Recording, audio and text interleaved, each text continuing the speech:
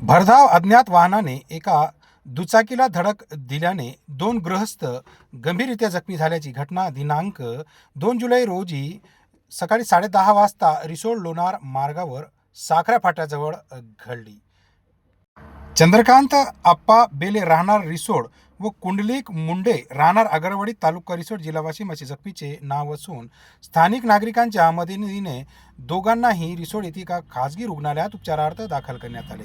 याबाबत माहिती अशी की बेले व मुंडे हे दोघेही एका दुचाकीने रिसोडवरून आगरवाडीकडे जाण्यास निघाले असता एका समोरून येणाऱ्या भरधाव वाहनाने त्यांच्या दुचाकीला जबरदस्त या धडकेमध्ये दोघेही ग्रस्त हे खाली पडले व गंभीररीत्या जखमी झाले.